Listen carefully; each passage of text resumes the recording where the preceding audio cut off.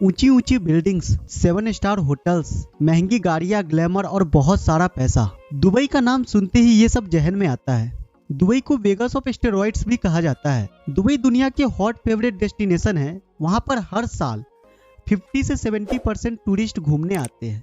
और सिर्फ यही नहीं, बल्कि दुबई ने तो अगले 20 सालों के लिए एक बहुत ही बड़ा मास्टर प्लान भी तैयार कर लिया है, जिसे विजन 2040 का नाम दिया गया है। लेकिन क्या ये प्लान पूरा हो पाएगा? क्या दुबई ऐसे ही ग्रो करता रहेगा, या फिर इस चमक धमक के पीछे ऐसी कोई हकीकत है जो सबसे छुपाया जा रहा है? क्या वाकई दुबई इतना अमीर है, और क्या ये हमेशा ऐसा ही रहेगा? तो आइए जानते हैं इस वीडियो में, आखिर क्या है दुबई का फ्यूचर। हम ये सवाल इसलिए कर रहे हैं क्योंकि इस पूरी दुनिया में अगर कोई शहर सबसे ज्यादा तेजी से विकसित हो रहा है तो वो है Dubai. Burj Khalifa, palm Jumeirah, museum of future जैसी न जाने कितनी शानदार लोकेशन दुबई में मौजूद है, और ऐसी कई और प्रोजेक्ट अभी लाइन में हैं। दोस्तों, यूएई मिडिल ईस्ट का एक बहुत ही विकसित और अमीर देश है, और हम सब जानते हैं कि मिडिल ईस्ट की तरक्की का सबसे बड़ा कारण वहाँ तेल के विशाल भंडारों की मौजूदगी है।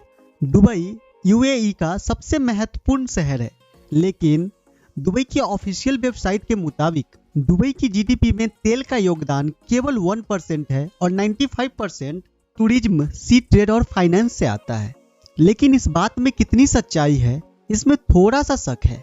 तो चलिए इस बात की खोज करते हैं। इसके लिए हमें दुबई के इतिहास में जाना पड़ेगा। आज से ठीक 200 साल पहले, यानी कि 1822 में, ये वो वक्त था जब दुबई की आबादी 700 to 800 थी, और वहां पर ज्यादातर मछुआरे रहते थे। और उस समय इस दुबई में अबू धाबी का कंट्रोल हुआ करता था। सन 1833 में बनी यास वंश के अल अबू फालसा परिवार ने अबू धाबी पर हमला किया और दुबई को आजाद कराए। इस जंग के बाद उबैद बिन सईद और मखतूम बिन बुत्ती इस जंग में जीत गए। इस जंग में जीत के बाद इन दोनों ने ही दुबई पर राज किया।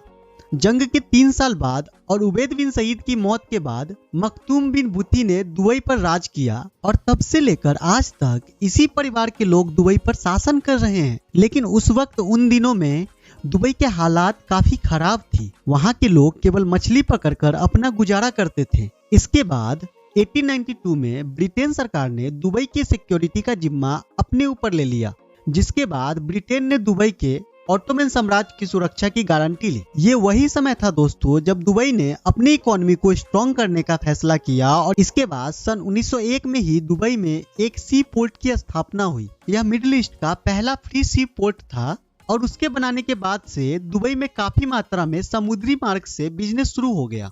लेकिन इसके बावजूद भी दुबई को इसका कोई लाभ नहीं मिल सका, क्योंकि यह एक फ्री पोर्ट था जहां कोई टैक्स नहीं लगता था, जिस वजह से दुबई को इसका कोई भी रेवेन्यू नहीं मिलता था। और उस पर नेचर की मार ने दुबई के हालात और खराब कर दिए।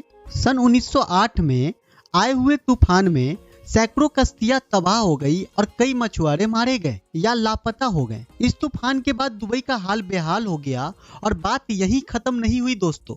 इसके बाद आया सन 1929 का वो क्राइसिस जिसे द ग्रेट डिप्रेशन ऑफ 1929 भी कहा जाता है, और इस क्राइसिस ने दुबई की जड़ें तक हिला दी। लोगों ने खराब हालातों से घबराकर देश छोड़ना शुरू कर दिया।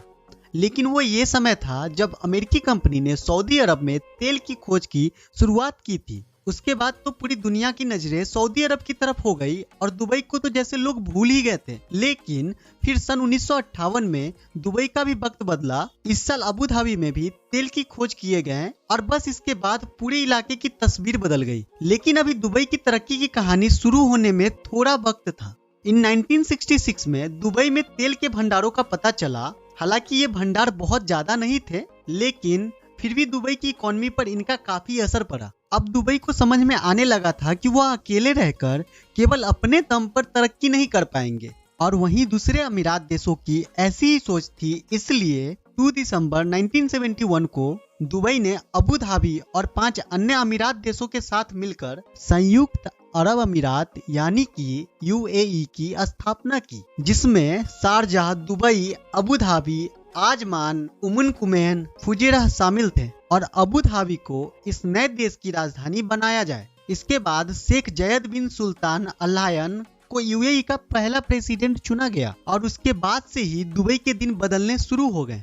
आज आप दुबई में जो बड़ी बड़ी इमारतें और एयरपोर्ट्स देखते हैं उसके पीछे अबू धाबी का बहुत ही बड़ा हाथ है। और आगे चलकर दुबई की यही इमारतें और इंफ्रास्ट्रक्चर लोगों को दुबई की तरफ खींचने लगा। पूरी दुनिया से लोग दुबई आने लगे और यहाँ बड़ी बड़ी कंपनियों के हेड ऑफिस खुलने लगे। इसके साथ ही दुबई का पोर्ट भी पर्सियन गल्फ का एक खास और बिजी पोर्ट बन गया। यही कारण है कि दुबई ये मानता है कि उनकी इकोनॉमी में तेल का योगदान ना के बराबर है। लेकिन अब तस्वीर के दूसरे पहलू को भी देखते हैं। आपको तो 2008 की मंदी का वो दौर तो याद ही होगा। उस समय दुबई के हालात काफी खराब हो चुके थे। ऐसे में अबू धाबी ने $10 बिलियन का कर्ज देकर दुबई को बैंकक्रप्ट होने से बचाया था। और आज दुबई को जो चमक दमक आपको जो उसकी दिखाई देती है, उसके चक्कर में दुबई के ऊपर करोड़ों डॉलर का विदेशी कर्ज हो चुका है, जिसमें सबसे ज्यादा कर्ज अबू धाबी का है। और अबू धाबी की 85% इकोनॉमी ऑयल बेस्ड है। तो दुबई की इकोनॉमी में तेल का योगदान नहीं है, ये बात तो गलत साबित हो जाती है। अब बात करते हैं उन 5 खतरों के बारे में जो कि आने वाले फ्यूचर में दुबई के लिए मुसीबत बन सकते हैं। जिसमें से पहला तो दुबई के ऊपर ऑयल की डिपेंडेंसी है,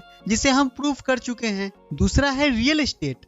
पिछले कुछ सालों में दुबई में रियल एस्टेट के दामों में काफी तेज गिरावट आई है और इसका कारण ये है जरूरत से ज्यादा बिल्डिंग्स और अपार्टमेंट का निर्माण होना, जिसकी वजह से आज यहाँ सैकड़ों बिल्डिंग्स अभी भी खाली पड़ी हुई है, कोई खरीदार नहीं है। दुबई का अनुमान था कि वो अपने यहाँ बड़ी बड़ी बिल्डिंग्स बनाएगा और पूरी दुनिया के लोग आकर उसे बसा देंगे, लेकिन ऐसा कुछ हुआ नहीं। और आज खाली पड़े बिल्डिंग्स दुबई के ख्वाब को मिट्टी में मिलाती नजर आ रही है। इसके बाद दूसरा सबसे बड़ा फेल्यूर है दुबई एक्सपो। 2020 में आयोजित दुबई एक्सपो से दुबई को उम्मीद थी कि पूरी दुनिया के लोग दुबई में आकर इन्वेस्ट करेंगे, लेकिन ऐसा कुछ हुआ नहीं और यह एक्सपो 57% के खाते में खत्म हुआ। और उसके साथ ही दुबई में इन्वेस्टमेंट की कई सारी आशाएं भी खत्म होती नजर आई। उसके अलावा तीसरा कारण है दुबई की फॉरेन पॉलिसी। दुबई काफी समय से अपने फॉरेन पॉलिसी को सऊदी अरब और कतर की तरह बनाने की कोशिश कर रहा है और इस चक्कर में कई सारे देशों के साथ उनके संबंध खराब हो रहे हैं। और दुबई की पूरी इकोनॉमी टूरिज्म पर निर्भर है। अगर दूसरे देशों के साथ उनके संबंध खराब हुए तो उसका सीधा असर टूरिज्म इंडस्ट्री पर ही पड़ेगा। और तो और ऐसे में उसके ऊपर हमले का खतरा भी बना रहेगा। इसकी वजह से उसकी इकोनॉमी पर और ज्यादा इफेक्ट पड़ जाएगा। और इन सब के बाद जो सबसे बड़ा कारण है वह है इनकम टैक्स पॉलिसी।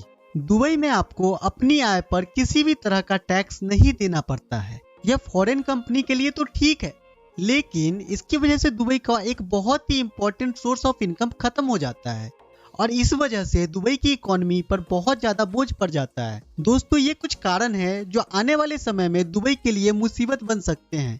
अगर दुबई इन समस्याओं पर विचार कर ले और अभी से ही सही दिशा में कदम उठा ले तो आने वाले कई सालों तक दुबई का फ्यूचर शानदार रहने वाला है। नहीं तो हो सकता है कि दुबई को एक बार फिर से बुरे दौर से गुजरना पड़ सकता है। आपको क्या लगता है दुबई को लेकर आपके क्या विचार है, ये हमें कमेंट में बताएं। वीडियो अच्छी लगे तो लाइक और सब्सक्राइब करें। बाकी मिलते हैं फिर से एक नई और दिलचस्प वीडियो।